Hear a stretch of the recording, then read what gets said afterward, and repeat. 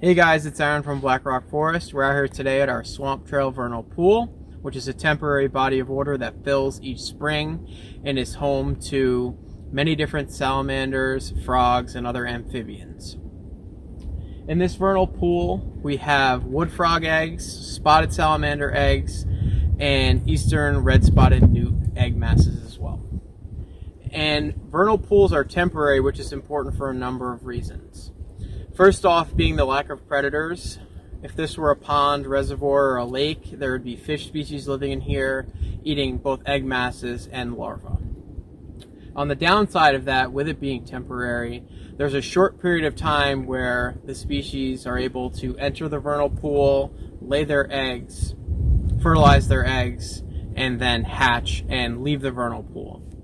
So, now that we know what vernal pools are, it's important to take a look at what abiotic factors impact the health of the vernal pool. So first off, we typically use March 15th as the start date of our amphibian migration here in New York. And that's typically right around when the snow has either completely melted or is very close to being melted. And as that snow melts, it starts to drain into our vernal pools, which then thaw out and fill up with water. Additionally, spring rains and the amount of rain that we have will impact the level of water in the vernal pool. And then as we get further into the spring and into summer, we're looking at the average air temperature for the week and the amount of wind and sunlight that hit the vernal pool, which then will impact how much water is evaporating from week to week. Vernal pools are crucial breeding habitats for amphibians here in Black Rock Forest. And we also use the vernal pool as a bioindicator for our overall ecosystem health. And what we do is look inside the vernal pool for egg masses each spring, and then use the different species of egg masses that we found and the quantity of egg masses that we found to get an overall idea for how many salamanders are breeding here and how many salamanders are living outside of the vernal pool throughout the landscape. And that's what we're going to talk about next in our sampling methods.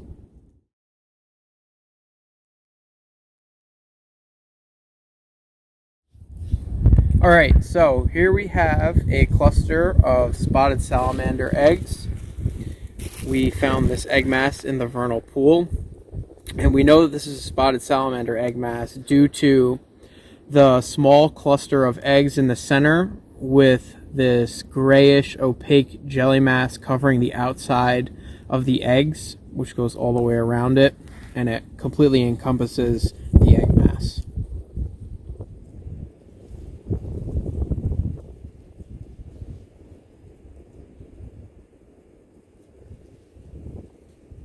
Now we're going to go over our sampling area and why we choose this location.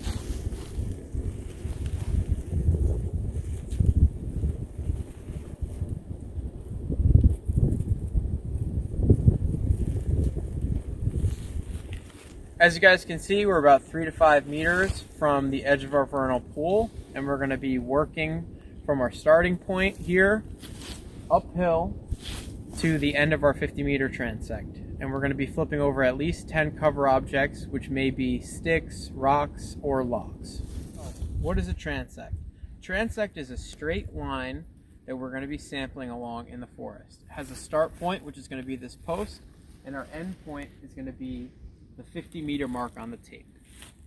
So, in order to figure out which line we're going to take in the forest, we use a compass. And the first thing we're going to do is find north. So we're going to set our compass so that north is lined up with our arrow. And then we're going to hold the compass about waist height and level with the ground. And we are going to spin our bodies until this red arrow is lined up with this red arrow on the dial.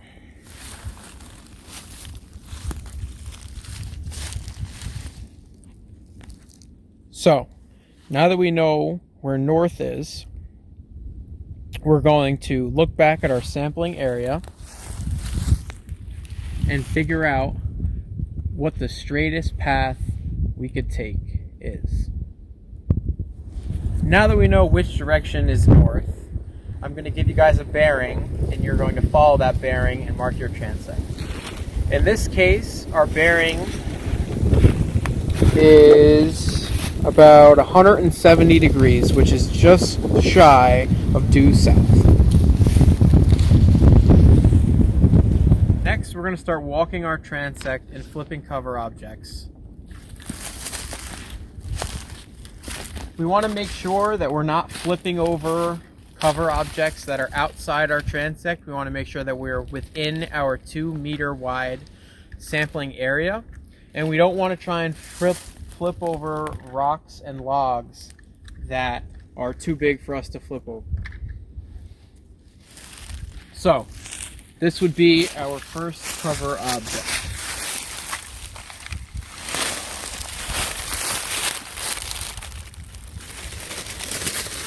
And we're going to look underneath our cover object for amphibians. We're going to lightly brush away the leaf litter and use our eyes more than our hands to see if anything's under here. And it doesn't look like we have anything under this cover object.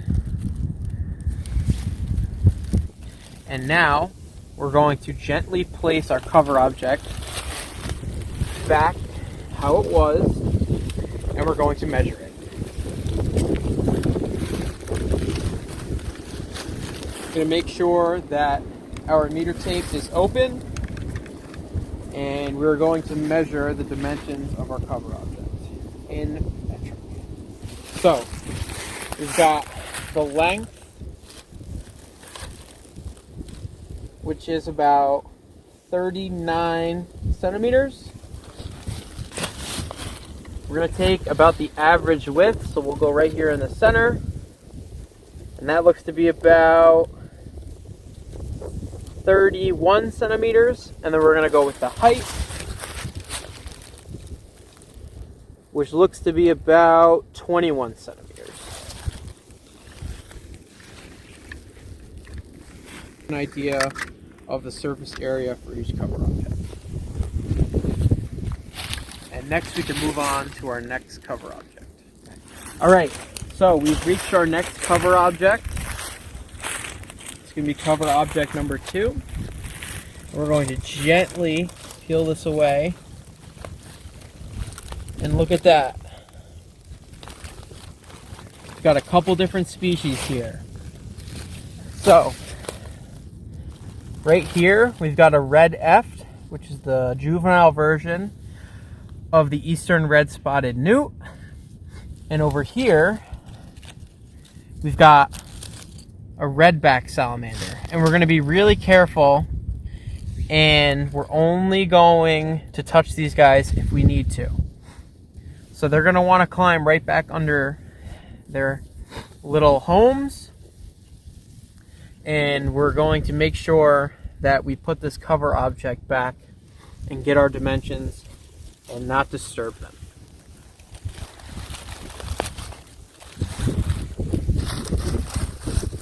We're going to try and leave everything how we found it, guys.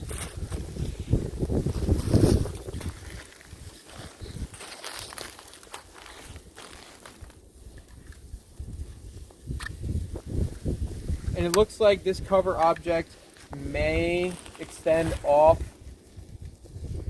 of our 2 meter wide sampling area. So we're only going to sample 1 meter from our center line. So we'll go 1 meter out. So, for 1 meter in length,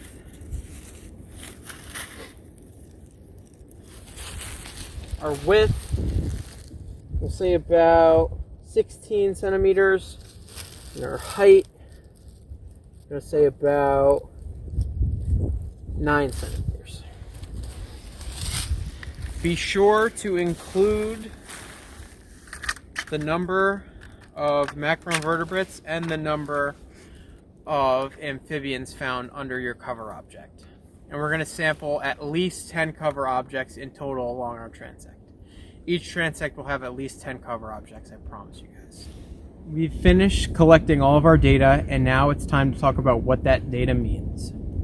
And we've collected data on the number of cover objects, the dimensions of those cover objects, the species of amphibians that we found, and the species of macroinvertebrates that we found. So, the number of cover objects and the dimensions of those cover objects gives us an idea of the total area of cover objects that we sampled and how much of our total sampling area, our 100 square meters that we've sampled. So we can convert our measurements of cover objects and compare those to the total sampling area.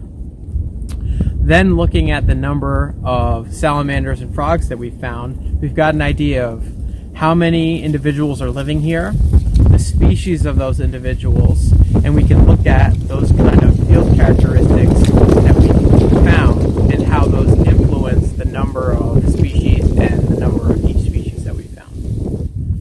The number of macroinvertebrates and the species of macroinvertebrates found underneath our cover objects will dictate the amount of food that is on the landscape or within our sampling area that these salamanders and frogs have to eat. So looking both inside the vernal pool and outside in the surrounding area of the vernal pool, we have a pretty good idea of what kind of amphibians are using this landscape. And this will ultimately allow us to make a better management decision for Black Rock Forest as a whole.